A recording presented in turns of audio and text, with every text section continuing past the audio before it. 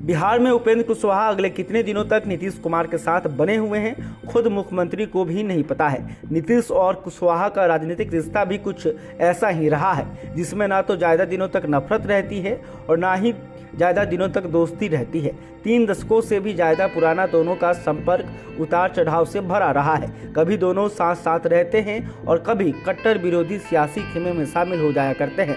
हालांकि बता दें कि कुशवाहा को राजनीति का खिलाड़ी बनाने में नीतीश का भी योगदान है, लेकिन अब उनके जूनियर भी सियासी हथकंडों में माहिर हो चुके हैं। तो ऐसे में आइए आपको बताते हैं कि कैसे रही है नीतीश कुमार और उपेंद्र कुशवाहा में सियासी दुश्मनी और दोस्ती का इतिहास। दरअसल उपेंद्र कुशवाहा मौजूदा दौर में लालू यादव या नीतीश कुमार की तरह बिहार की राजनीति के सबसे लोकप्रिय चेहरा कभी नहीं रहे, लेकिन किसका भविष्य कैसा है यह कहना आसान नहीं है। कुशवाहा के बगावती तेवर और उनके बयानों के बाद जारी अटकलों के बाद यह कहना मुश्किल नहीं है कि उपेंद्र कुशवाहा बहुत तो अगले महीने तक जदयू के साथ हैं। वहीं चर्चा तो यह भी है कि कुशवाहा आरएलएसपी को फिर से पुनर्जीवित कर सकते हैं और वो एक बार फिर से बीजेपी के साथ गठबंधन कर सकते हैं। बता दें कि पिछले साल अगस्त तक बिहार में बीजेपी जदयू गठबंधन की सरकार थी और नीतीश ने पलटी मारकर लालू की आरजेडी के साथ नया सत्ताधारी गठबंधन बना लिया था, जिसके बाद कुशवाहा को उम्मीद थी कि अब वही नीतीश के स्वाभाविक अधिकारी रहेंगे, क्योंकि दोनों ही कुर्मी कोयरी जाति की राजनीति करके सियासत में उभरे हैं। लेकिन जब सीएम नीतीश कुमार ने चाहे अनचाहे यह ऐलान कर दिया कि 2025 के चुनाव में लालू यादव के छोटे बेटे तेजस्वी यादव उनके राजनीतिक वारिस होंगे, तो कुशवाहा के लिए अपनी निराशा छिपा पाना मुश्किल हो गया। वहीं जब नीतीश कुमार ने 2 डिप्टी सीएम की संभावना पर भी ब्रेक लगा दिया, तो कुशवाहा का और ज्यादा मोह भंग हुआ। बता दें कि उपेंद्र कुशवाहा बिहार की राजनीति में भले ही लालू नीतीश जितना बड़ा नाम नहीं बन पाए हैं, लेकिन यह भी उन्हीं जयप्रकाश नारायण कर्पूरी ठाकुर वाले समाजवादी नेताओं से राजनीति सीख कर बड़े हुए हैं, जिनके सियासी संघर्ष की फसल लालू नीतीश आज भी काट रहे हैं। कुशवाहा को छात्र जीवन से ही कर्पूरी ठाकुर का संरक्षण प्राप्त था। वैशाली जिले के जंदाहा के रहने वाले उपेंद्र के पिता मुनीश्वर सिंह को भी ठाकुर अच्छी तरह से जानते थे। पढ़ाई पूरी करने के बाद उपेंद्र कुशवाहा ने जंदाहा कॉलेज से लेक्चरशिप शुरू की थी। 1985 में वो लोकदल के युवा मोर्चा में शामिल हुए।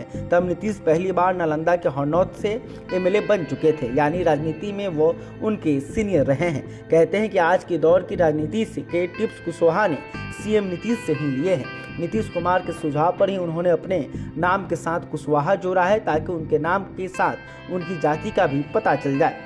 कुशवाहा नीतीश के सियासी संबंध की बात करें तो बिहार में कोयरी या कुशवाहा जाति की जनसंख्या करीब 7% मानी जाती है।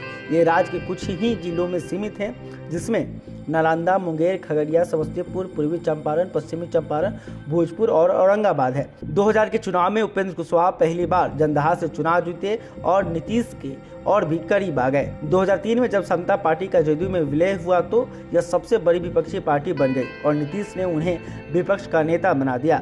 प्रभाव बढ़ा तो कुशवाहा की महत्वाकांक्षा बढ़ने लगी और इसी ने टकराव को भी जन्म दिया। 2007 में उन्हें जदयू से निकाल दिया गया। 2009 में उन्हें अपनी राष्ट्रीय समता पार्टी का गठन किया, जो वोटरों के बीच पैठ नहीं बना सकी। आखिरकार उन्हें फिर से नीतीश के शरण में जाना पड़ा। 2009 में ही नीतीश ने उन्हें राज्यसभा में पहुंचा दिया। सीटों के बंटवारे ने फिर से विवाद को जन्म दिया। 2013 के जनवरी में कुशवाहा एक बार फिर जदयू छोड़कर निकल गए और अपनी नई आरएलएसपी बनाई।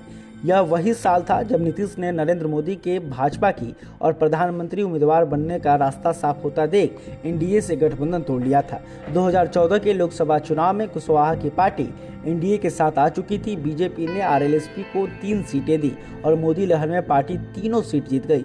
खुद कुशवाहा काराकाट से जीते और मोदी सरकार में राज्य मंत्री भी बन गए। उन्हें मानव संसाधन विकास जैसा मंत्रालय मिला। 2017 में नीतीश खुद ही भाजपा के पास लौट चुके थे।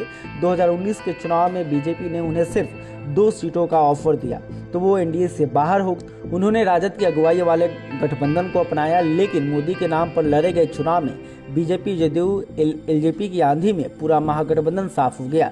2020 के बिहार विधानसभा चुनाव में कुशवाहा को न तो राजद से भाव मिला और भाजपा ने भी 6 सीटों का ही ऑफर दिया, तो उन्होंने कुछ नए सहयोगी की तलाश की।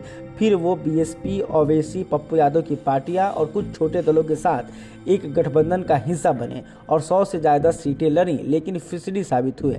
2021 के मार्च में उन्हें फिर जदयू और नीतीश की याद आई और नीतीश को उनकी पार्टी ने उन्हें न सिर्फ संसदीय बोर्ड का अध्यक्ष बनाया बल्कि पटना में सरकारी आवास मिले इसके लिए विधान परिषद में भी जगह दी। माना गया कि नीतीश उनके माध्यम से कोयरी कुर्मी वोट बैंक को एकजुट रखना चाहते हैं, जिन्हें राज्य की राजनीति में लौकुश समाज कहकर बुलाया जाता है। अब कुशवाहा की उन्हीं की चिंता सताने लगी है। बहरहाल अभी तक आपने हमारे चैनल को सब्सक्राइब नहीं किया तुरंत कर लें। इस रिपोर्ट को लेकर आप क्या सोचते हैं कमेंट करके बता सकते हैं। वीडियो फेसबुक पर देख रहे हैं तो हमारे पेज को भी लाइक करें। धन्यवाद।